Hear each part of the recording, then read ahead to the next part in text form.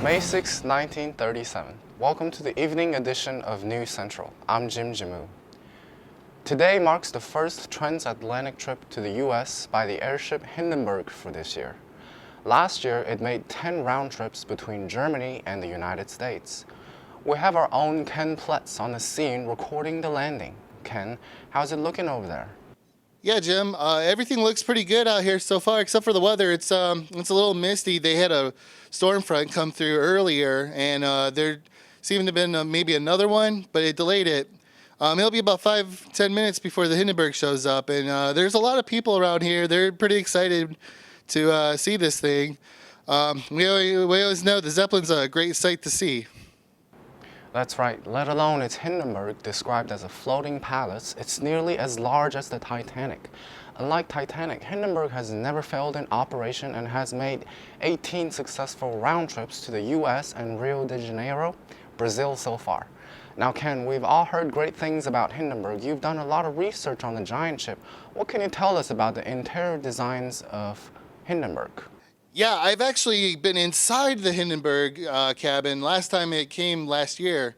It holds about 100 to 120 passengers and crew all together. There's a fine dining room in there. It's almost like it's like in a luxury ship. There's a big lounge. They especially made a piano to put on there for music and stuff.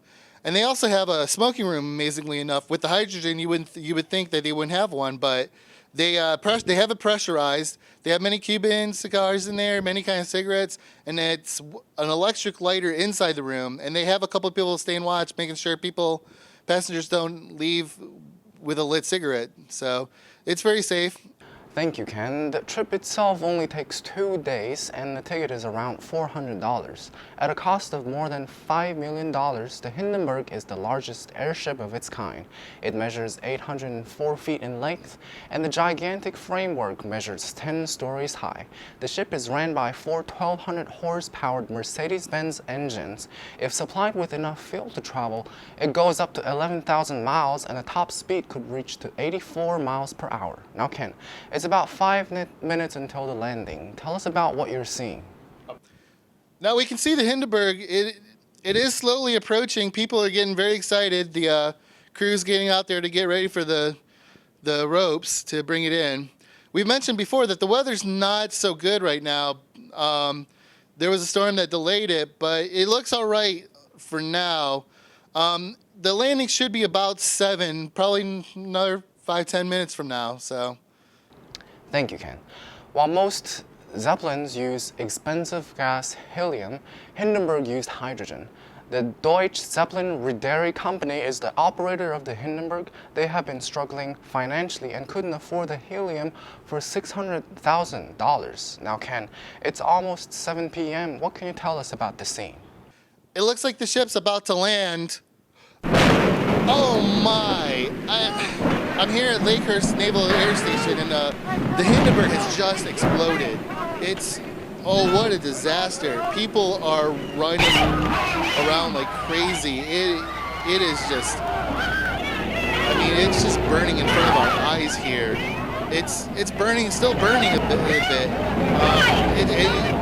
The speed is rapid. It just went from the back of the airship to the front and engulfed the whole ship.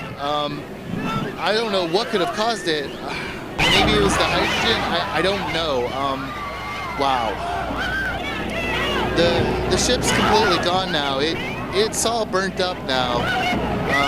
People are still screaming. It's chaos out here. If you just tuned in, we have breaking news. The Hindenburg flying from Germany to America has just exploded as it was landing. The ship exploded and burned into nothing in mere 35 seconds.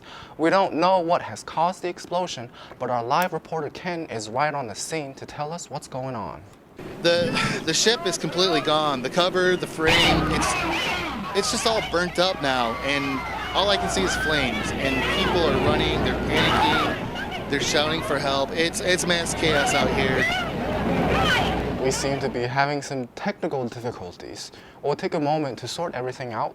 If you have just tuned in, the large airship Hindenburg has just burst into flames as it was landing in New Jersey.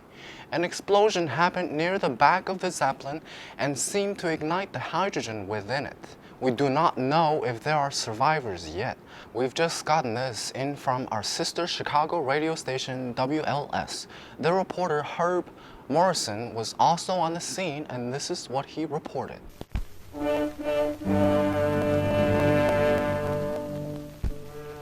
The ill-fated Hindenburg on her last flight sails over New York. These pictures, made from a Pathé News plane less than 4 hours before the tragedy, show the world's largest airship heading for Lakehurst, New Jersey.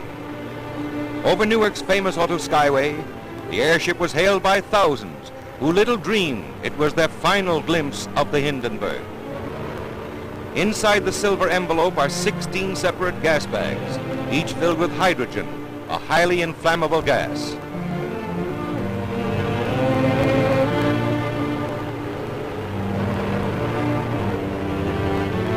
From the ground, you can see the forward control cabin from which the ship is operated. The windows along the side indicate the location of the passengers' quarters, in which many were carried to a flaming death. Approaching Lakehurst, the Hindenburg appeared a conquering giant of the skies, but she proved a puny plaything in the mighty grip of fate. It almost seemed as if fate had set the stage for the horrible tragedy. A graceful craft sailing serenely to her doom. For 3 hours, the dirigible circled the landing field at Lakehurst, New Jersey, dumping more water ballast than ever before in vain efforts to level off.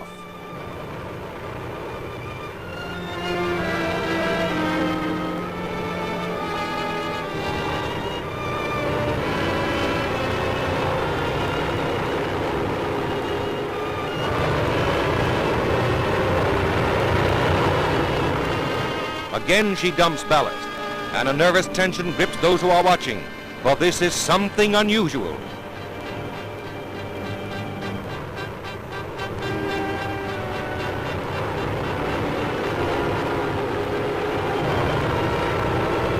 There goes more ballast, but the tail is settling in spite of all that has been dumped, a grim note of impending tragedy.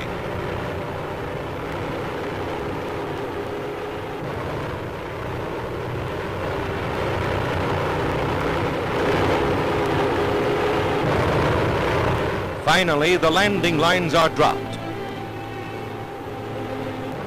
These scenes were filmed by Pathé News cameraman William Deek, and you are about to see the pictures he got when the ship exploded. Those aboard leaping for life from a flaming inferno, the actual crash of the Hindenburg, an airship destroyed in less than half a minute.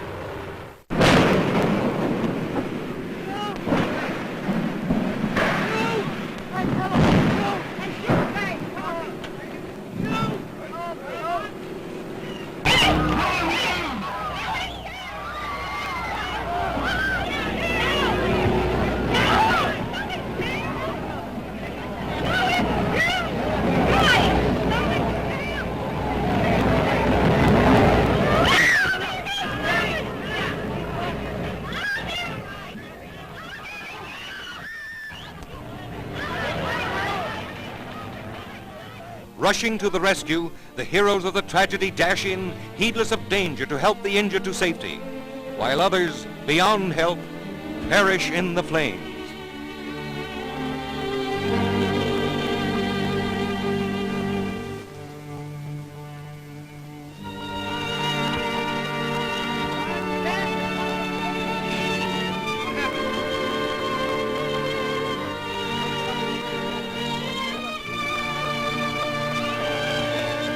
The blazing aftermath reveals the extent of the disaster, an inferno which became a flaming tomb, a twisted mass of girders, the seared and scorched skeleton of what was once a mighty airship.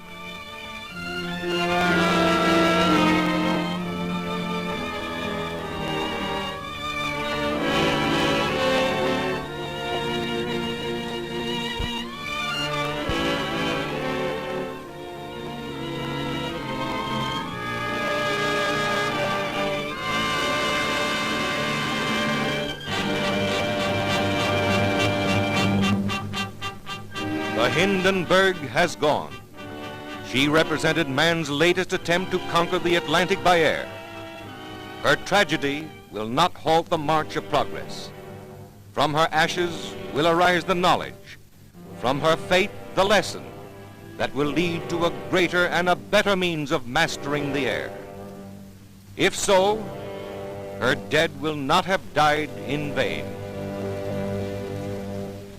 Thank you for the report. We are out of time now, but we will have more details tonight at 11 o'clock.